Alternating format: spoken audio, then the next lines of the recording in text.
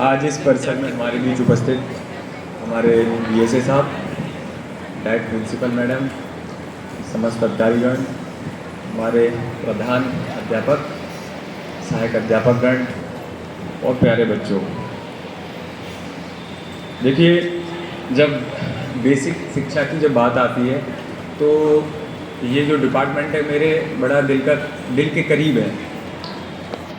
Normally मेरी जो भाषण शैली है, कला है, वो उतनी अच्छी नहीं है, लेकिन जो मैं बात करता हूँ एक तरीके से जो मैंने जिया है उसी के हिसाब से मैं बात करता हूँ। हमारा जो गांव था इसमें कोई प्रधान ये प्राथमिक विद्यालय नहीं हुआ करता था। पहले की अगर आप समय देखेंगे तो उस समय बहुत ही गिने चुने गाँवों में प्राथमिक विद्यालय होते थे, और जो प्राइवेट जो प्राइमरी स्कूल आए हैं ये तो अभी आए हैं, ये तो इनकी अभी मशरूमिंग हुई है। तो आसपास के गाँवों में विद्यालय होते थे और उसी में बच्चे जाते थे। आज जब हम इस समय को देखते हैं कितने अच्छे मॉडल बनाए हैं बच्चों ने, तो जो हमारा गांव है, मैं बस 2 मिनट में बताऊंगा कि मेरा प्राथमिक विद्यालय और उस डिपार्टमेंट से क्या रिश्ता रहा है। तो हमारा जो गांव है, पंचायत उसका मजरा है, तो मजरे में तो वैसे ही नहीं आएगा प्राथमिक विद्यालय। और वो ऐसा गांव था कि उसके जो आसपास 3 गांव थे, मतलब सेंटर में हमारा गांव था, एक गांव मादरी कुंड पड़ता था, एक गांव शाहपुर पड़ता था, एक गांव सौसा पड़ता था, और उन तीनों गांवों में प्राथमिक विद्यालय थे। तो हमारे जो हमको जो पढ़ाते थे, हमारे दादाजी पढ़ाते थे, पट्टी पे पढ़ते थे। पहले पट्टी और कलम होती थी, दवात होती थी। तो जो हमारे टीचर आते थे, हमारा एक कस्बा है अड़ी, तो वहाँ से टीचर आते थे, और रास्ते में जो नहर थी, नहर की पटरी थी, और उससे क्या कहते हैं विद्यालय जाते थे। तो जो टीचर मुझे मतलब मादरी कुंड वाले मिल गए तो वो मादरी कुंड बिठा के ले जाते थे आगे, और जो शाहपुर वाले मिल गए, शाहपुर बड़े प्यार करते थे उस तरीके से। मेरा जो पहली जो याददाश्त है प्राथमिक विद्यालय की, उसी में मेरी शिक्षा हुई अपने गांव में। पहले जो समय था, टीचरों का जो भाव था, वो आप विश्वास नहीं करेंगे, ना कोई चेकिंग होती थी इतनी, ना कोई ऐसी मॉनिटरिंग होती थी, ना कोई सिर्फ सेवा का भाव और अपने कार्य के प्रति उस अध्यापक की ईमानदारी। उस समय सड़कें भी नहीं थी, नहर की पटरी पर पूरा पानी भरा रहता था, साइकिल से भी जाना बड़ा मुश्किल होता था। और उस समय मुझे आज भी वो याददाश्त है उन अध्यापक की, कि वो कभी छुट्टी नहीं करते थे। एक तरीके से ऐसा तो नहीं है कि जैसे आज के समय में तो इंस्पेक्शंस होते हैं, लेकिन मैं जब आज इस सेवा में आया हूँ और उस चीज़ को मैं जब याद करता हूँ तो ऐसा क्या भाव था, और जो उन्होंने सिखाया वो आज भी मेमोरी है, आज भी हमारे क्या कहते हैं मस्तिष्क में वैसा का वैसा ही है। तो ये मेरा एक रिश्ता रहा। उसके बाद हम लोग शहर में फिर पढ़े, उसके बाद स्कूलिंग हुई, अच्छे विद्यालय से स्कूलिंग हुई, और कहीं ना कहीं जो आपका सबसे पहला जो पड़ाव होता है शिक्षा का, वो प्राथमिक विद्यालय होता है। वहाँ से आपका कैसी शिक्षा होती है उससे आप आगे निकलते हो। अब बात आती है हमारा जो ये डिपार्टमेंट है, इतनी बड़ी जो फौज है टीचरों की, और क्योंकि हम जो सेवाएं देते हैं वो उस तबके को देते हैं जो अफोर्ड नहीं कर सकता प्राइवेट शिक्षा। मैं आपको सच बता रहा हूँ, और ये सत्यता है इस विभाग की और इस समाज की। हमारे विद्यालयों में वही बच्चे हैं जिनके पेरेंट्स उनको प्राइवेट स्कूल्स में नहीं भेज सकते। और मैं ये भी मानता हूँ कि अभी 4-5 साल में इतना आमूलचूल परिवर्तन इस डिपार्टमेंट में हुआ है, इस विभाग में हुआ है, कि हम लोग प्राइमरी जो प्राइवेट जो स्कूल्स हैं उनसे कहीं आगे हैं। जब मैं ये मॉडल देख रहा था तो मेरे स्कूल में भी 20 नंबर का पेपर होता था, सब्जेक्ट होता था कला और संस्कृति, उसमें आर्ट वगैरह बनाना होता था और एक मॉडल बनाना होता था। तो हम लोगों का वो 6 से लेकर 9 तक चलता था, और हम लोग मॉडल बनाते थे। ये अगर आप देखेंगे ना, बहुत से लोग यहाँ पर है कि यार बच्चों ने ये बनाया है, अगर इसके पीछे आप डीप जाएंगे वो एक इमेजिनेटिव है। मैं आज ये सोचता हूँ कि जब मैं 6ठी क्लास में था तो हम लोगों को ये था कि भाई जीवन में क्या करना है, हर पेरेंट्स को भी ये रहता है कि बच्चों को क्या कराना है। अच्छा, हमारे पेरेंट्स थे वो बिल्कुल पढ़े ही नहीं थे, ना हमारे घर में कोई पढ़ा हुआ था। ये मेरी पहली पीढ़ी थी जो मैं पढ़ा, शिक्षा हासिल करी, सरकारी नौकरी लगी। तो मैं जितने भी यहाँ पर उपस्थित बैठे हैं, मैं आपको एक बहुत गंभीर बात बताऊंगा और इस बात का मेरे जीवन में बहुत बड़ा प्रभाव रहा। प्रभाव ये रहा कि जब मैं छठी क्लास में था तो हमारे यहाँ एक अधिकारी आए थे। तो ये था कि भाई बच्चों को जैसे पढ़ाना है तो क्या एक लाइन पर ही चलना है, क्या उसको बुकिस बनाए कि वो बस किताब ही पढ़ता रहे, गणित की और अंग्रेजी की, साइंस की, क्या वही वो रटता रहे। तो उस समय बात आई थी कि जो हमारा व्यक्तित्व का विकास होता है, जो पर्सनैलिटी डेवलपमेंट होता है, वो किस बच्चे का अच्छा होता है? क्या वो जो किताबें ही पढ़ रहा है उसका अच्छा है, या और चीज़ों में भी प्रतिभाग कर रहा है उसका अच्छा है? तो उस समय हमारे ऊपर इतना असर रहा। और बच्चों, इस बात को आप भी लेके जाएं, चाहे यहाँ पर जितने भी हमारे सरकारी टीचर हैं, अध्यापक हैं, या पेरेंट्स भी आए होंगे, आप अपने बच्चों को किसी भी चीज़ में पार्टिसिपेट करने से मत रोकिए। उसको पार्टिसिपेट करने दीजिए, उसको खेलने दीजिए, उसको चित्रकला में भी जाने दीजिए, उसको सामान्य ज्ञान में भी जाने दीजिए, उसको भाषण भी देने दीजिए। मैं बता रहा हूँ, जब वो बच्चा 5-6 साल ये सब करके निकलेगा ना, उसको आपको कुछ समझाने की भविष्य में ज़रूरत नहीं है। वो अपना करियर खुद बना लेगा, उसका जो जीवन है उसके जीवन में अनुशासन स्वतः आ जाएगा। मैं अपना उदाहरण दे रहा हूँ, अतिशयोक्ति नहीं है। मैं खेलता भी खूब था। मैं अपने स्कूल में क्रिकेट और रेसलिंग की टीम में था, योगा की टीम में था, भाषण भी देने चले जाते थे, सब कुछ कर लेते थे। तो उसका असर ये रहा, और मैं आज जीवन में देखता हूँ तो सब कुछ जो मैंने चाहा था करियर में कि मुझे ये हासिल करना है, तो मुझे बड़ी आसानी से मिल गया, बहुत आसानी से मिल गया। मैं आपको सच बता रहा हूँ, क्योंकि जिस तरह का पारिवारिक माहौल था, हमारे तो पिताजी को यही नहीं पता था कि करियर होता क्या है। 10th 12th के बाद मैथ्स लेनी होती है, बायोलॉजी लेनी होती है, तो हम लोगों ने दोनों ले ली। मेरा 11th 12th मैथ्स और बायोलॉजी दोनों से है। बहुत कम स्कूलों में ये सुविधा रहती है, तो मेरे स्कूल में थी। लेकिन ये था कि सिविल सेवा में आना है, ये ज़रूर सपना था बचपन से। और जब मैं सिविल सेवा की तैयारी करने लगा तो मेरा जो ग्रेजुएशन था वो तो अलग सब्जेक्ट था, लेकिन मेरा जो रुचि का जो सब्जेक्ट था, जिसमें मुझे इंटरेस्ट आता था, जिसे मुझे पढ़ने में आनंद आता था, वो सोशल साइंस था। और सोशल साइंस, यहाँ काफ़ी टीचर हैं वो जानते होंगे, सोशल साइंस 3 बिंदुओं से बनता था: ज्योग्राफी, इतिहास और नैतिक शास्त्र। जानते नहीं जानते हैं? तो मेरी ज्योग्राफी बहुत अच्छी थी। तो जब मैंने IAS के लिए जब सब्जेक्ट चुना तो मैंने ज्योग्राफी चुना, और मेरे उसमें बहुत अच्छे मार्क्स आए। जबकि मैंने वो अपना सब्जेक्ट लगभग 6 साल बाद खोला था। 10 के बाद तो आप मैथ्स बायोलॉजी वाली लाइन में चले गए, फिर आपने बीटेक करी, फिर आपने तैयारी में फिर ज्योग्राफी ली। लेकिन क्योंकि मेरी रुचि थी उस चीज़ में, और उसने मुझे बहुत अच्छे नंबर दिलाए, बहुत अच्छी सफलता। तो बच्चों, इस बात से मैं ये बताना चाहता हूँ, जितनी भी हमारी टीचर हैं, इंटरेस्ट, आप किसी भी चीज़ में जिस दिन आप रुचि ले लेंगे और उसके आप मास्टर बन जाएंगे, चाहे वो कुछ भी हो, उसमें आपको सफलता मिलनी ही है, ये आप मान के चलें।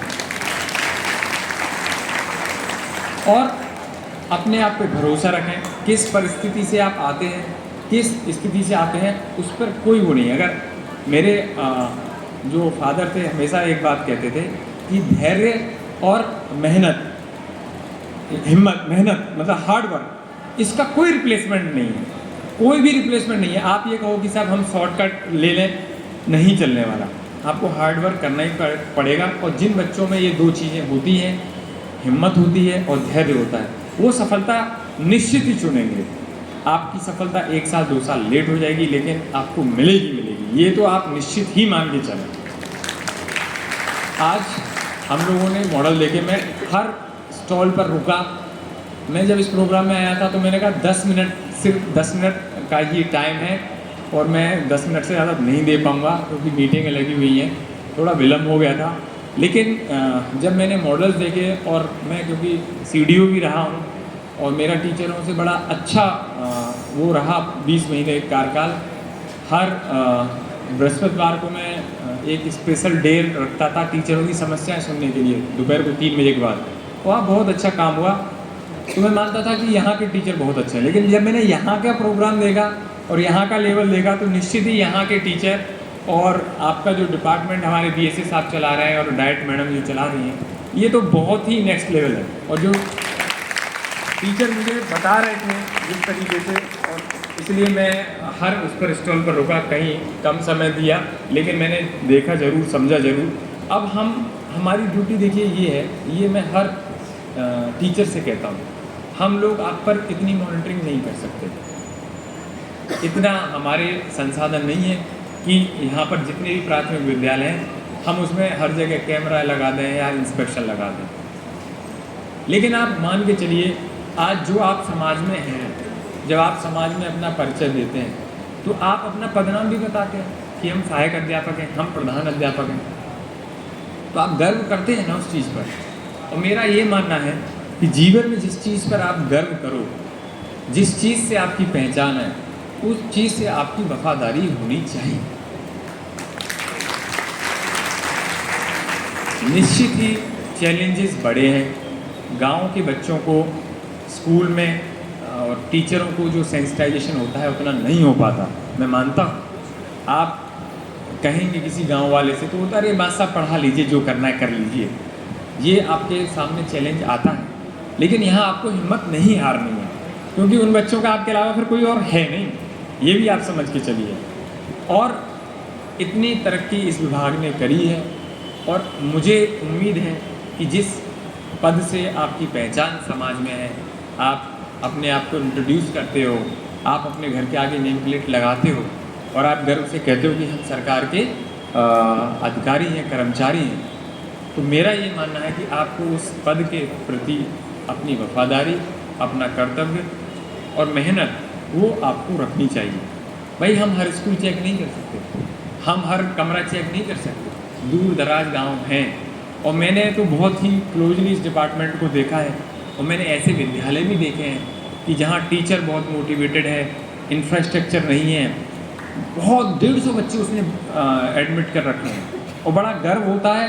और अब कई बार अफसोस भी होता है कि हम लोग यहाँ कुछ ज़्यादा कर नहीं पा रहे, वहाँ टीचरों की भी कमी रहती है, सिर्फ एक टीचर ही पढ़ा रहे हैं, 2 टीचर ही पढ़ा रहे हैं। लेकिन इन्हीं चैलेंजेस के साथ हमको आगे बढ़ना है। और बच्चों, एक बात और ध्यान रखना, जो शिक्षा का जो अभी तक जो समय था, ये मेरा व्यक्तिगत मानना है, ये एक पढ़ने लिखने, डिग्री, परसेंटेज का ये समय था। लेकिन जो आज का समय है वो स्किल का समय है। आजकल बच्चों को स्किल की ज़रूरत है। अब वो समय गए जब हम लोग समझते थे कि 90% आते थे। हमको आज भी याद है कि हमारा जब 10th में 90.4 आया था, तो पूरे जनपद में सीबीएसई में सिर्फ 8 या 6 बच्चों के आए थे 90%। लेकिन आज आप देखें तो आज स्किल का ज़माना है, बच्चों के अंदर स्किल आनी चाहिए। और जो ये आपका टीएलएम मटेरियल है और जो आज ये हम लोग प्रोग्राम कर रहे हैं नवाचार का, ये आपका डायरेक्ट रिलेट करता है बच्चों में स्किल इम्पार्ट करने का। और मैं अपने टीचरों से और अपने यहाँ अधिकारियों से यही कहूँगा कि आप अपने जो ओहदा है इस पर गर्व करिए, और इन बच्चों के अंदर जो स्किल्स डेवलप करने हैं वो आपको करने हैं। ऑपरेशन कायाकल्प से चीज़ें सुधरी हैं, और भी आगे सुधार की ज़रूरत है, क्योंकि पहले जो विद्यालय होते थे उसमें स्थितियाँ क्या होती थी और क्या आज हैं, ये काफ़ी चेंज हुआ है। और मैं अभी अध्यापकों से ये भी अनुरोध करूँगा कि आप अपने व्यक्तिगत प्रयास से भी, क्योंकि वो आपका पूजा का घर है विद्यालय जो है, आपकी आधी जो नौकरी है, मतलब जो एक तरीके से 30-35 साल की नौकरी होती है, उसमें आपको आधे दिन तो वही गुजारने हैं। उसको साफ सुथरा, उसको एक ऐसे माहौल में रखेंगे, आप भी बहुत अपना गर्व करेंगे। और आज जो समय जो अपनी नौकरी को एंजॉय करता है, उसमें मेहनत देता है, वो आपको ना प्रसन्न चित्त मिलेगा। मैंने ऐसे टीचर देखे जो हमेशा स्माइलिंग फेस रखेंगे, और हर उससे क्या कहते हैं विविधा जो होती है स्कूलों में, वो उनके लिए वो छूटी होती है। और लेकिन आप उनका जोश देखें, उनका आप चेहरे की रौनक देखें, और वो जो अनुशासन, जो छाप और जो एक इमेजिनेशन हमारे टीचरों ने दिया, वो इतना स्ट्रॉन्ग फुटप्रिंट था हमारे माइंड में कि हम लोग इतना बड़ा एग्ज़ाम क्रैक कर गए। ना कोई गाइडेंस थी, ना हमारे पेरेंट्स को कुछ पता था। मैं आपको सच बता रहा हूँ, पहली मेरे घर में पहली नौकरी, पहले पढ़ने वाला, पहला ग्रेजुएट, और इस मुकाम पर हम लोगों को पहुंचाया तो सिर्फ ये अध्यापकों की वजह से रहा, मैं आपको सच बता रहा हूँ।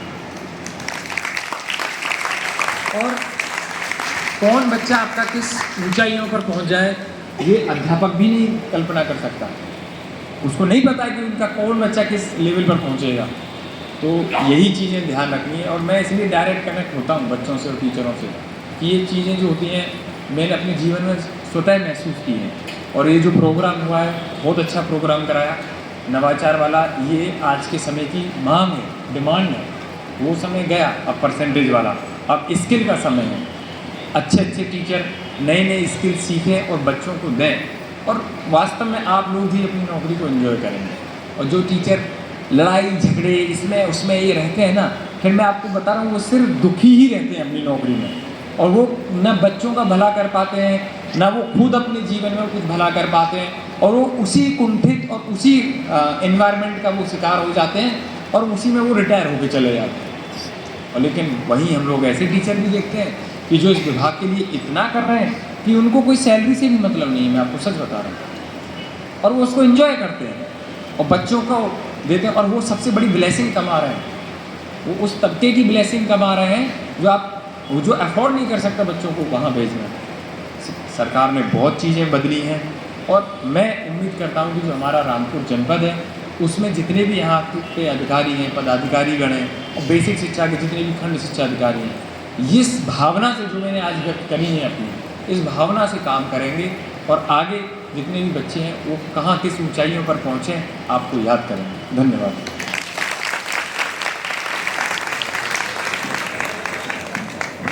बहुत बहुत आभार आदरणीय जिलाधिकारी महोदय, निशब्द हैं आपके व्यक्तित्व और आपके आशीर्वचन से नई दिशा मिल गई। आज के इस आयोजन को आपकी रहनुमाई मिल गई, ऐसा लगा जैसे तिमिर को रोशनी की बौछार से मिल गई। आलिया मैम आ जाइए, और शावेद सर आप